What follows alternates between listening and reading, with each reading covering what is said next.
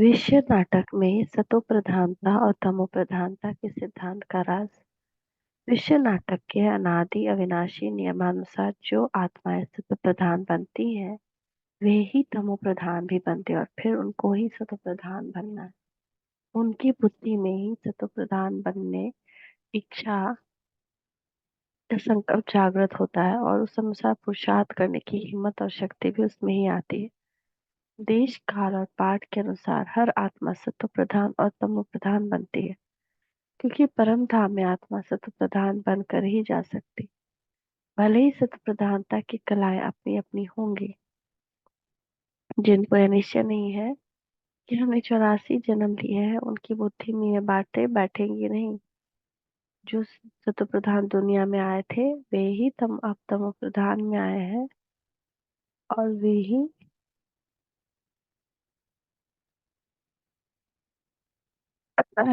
आकर जल्दी निश्चय बुद्धि बनेंगे। साकार बाबा 28 नवंबर 2004। हम समझते हैं यहाँ बाबा का भाव दुनिया की सत्व प्रधान तमो प्रधान स्थिति से है।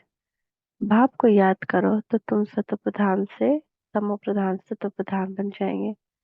तमो प्रधान बनने में आधा कल्प लगा, बल्कि सारा ही कल्प कहे, क्योंकि कलयुग तो सतयुग से ही कम हो जाता है।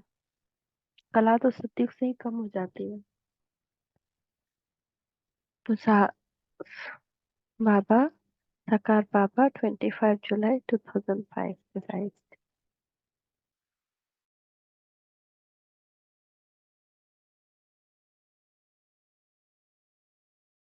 विश्व नाटक के हूबहू पुनरावृत्ति के सिद्धांत का राज।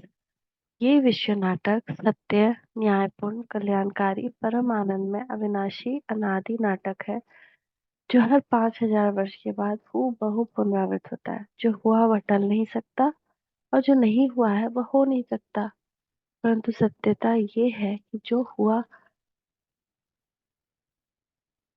वह अच्छा हुआ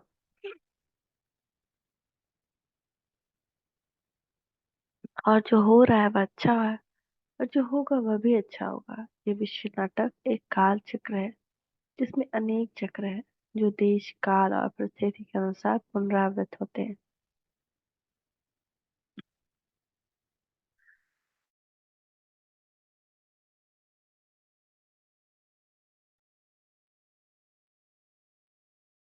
यथा जन्म मरण जन्म का चक्र, बीज झाड़ बीज का चक्र, दिन रात दिन का चक्र, मास का चक्र, वर्ष का चक्र, आदि आदि और कल्प का चक्र। 5000 वर्ष के बाद विश्व का अणु परमाणु सहित पूरा चक्र हूबहू पुनरावृत्त होता है। खगोल विदों के अनुसार विश्व में अनेक घटनाएं एक निश्चित समय के बाद पुनरावृत्त होती है। इस जगत की प्राय सभी घटनाएं चक्रवत चलती हैं। सागर जल मूल है। सागर से बादल पानी खींचते हैं, सागर जाकर बरसते हैं, फिर वहां जल बहकर सागर में ही जाकर मिलता है, इसलिए पानी कहाँ भी छोड़ेंगे उसका बहाव सागर की ओर ही होगा। ऐसे ही दिशा दशा अन्य तत्वों की भी है। हूबहू पुनरावृत्ति के सिद्धांत के अनुसार हर तत्व के अणु और परमाणु 5000 वर्ष के बाद अपने मूल स्थान पर स्थानांतरित होते ही हैं, परंतु यह आवश्यक नहीं कि वे कल्पांत के एक साथ ही स्थानांतरित हो जाए। जैसे कल्पांत में आत्माएं परम धाम से एकत्र होती हैं, हर क्रिया सारे कल्प में 5000 में अपने समय पर हूबहू पुनरावृत्त होती है। स्थान परिवर्तन की क्रिया सारे कल्प चलती है और हर क्षण परिवर्तन होती है। 5000 साल बाद हर अणु परमाणु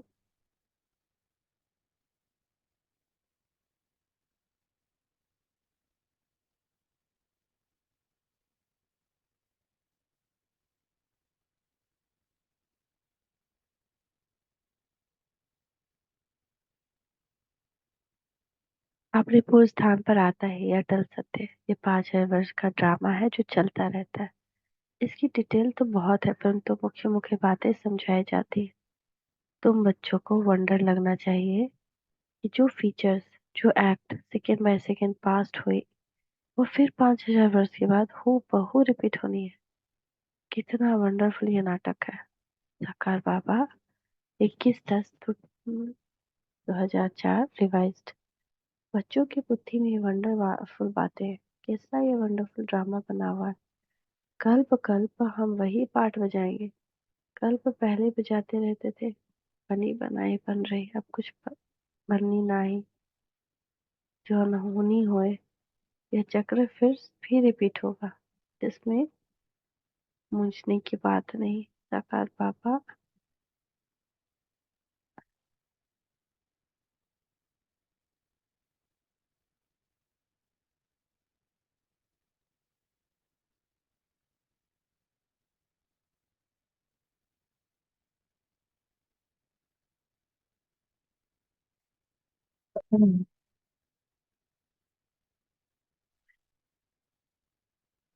तीव्र पुरुषार्थी शुद्ध संकल्पों में पहले से ही मन को बिजी रखेंगे तो संकल्प आएंगे ही नहीं। मंथन करने के लिए तो बहुत खजाना है। समय की कौन सी तेजी देखते हो। समय में बीती को बीती करने की तेजी है।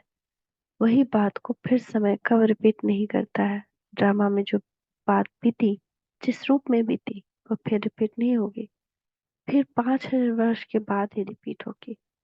अव्यक्त बाप दादा, 26 फर्स्ट 1970।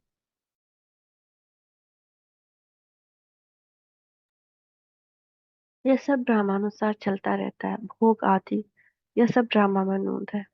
सेकंड बाय सेकंड जो एक्ट होते हैं वह सब ड्रामा मनोद है। जो ज्ञानी बच्चे हैं वे कभी साक्षात्कार आदि की बातों में खुश नहीं होंगे।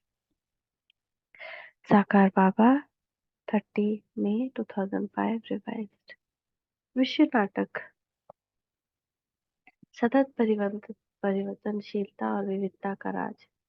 यह अनादि अविनाशी विश्व नाटक जो कल्प कल्प हूबहू पुनरावृत्त होता है, सतत परिवर्तनशील है, अर्थात इसमें हर क्षण परिवर्तन होता है। सारे कल्प में किन्हीं दो क्षणों के दृश्य या किसी एक समय के दो दृश्य एक समान नहीं हो सकते, परंतु कल्प 5,000 वर्ष के बाद हर दृश्य हूबहू पुनरावृत्त होता है।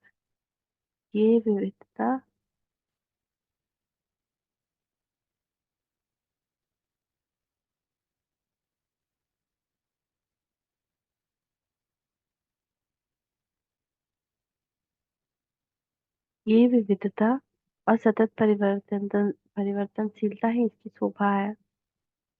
इस विश्व नाटक में सारे कल्प में और किन्हीं दो स्थानों के या दो समय के दृश्य एक समान नहीं होते। हर दृश्य में कुछ न कुछ भिन्नता अवश्य होगी। दो व्यक्तियों की फीचर्स कितने भी समान हो परंतु फिर भी उनमें भिन्नता अवश्य होगी।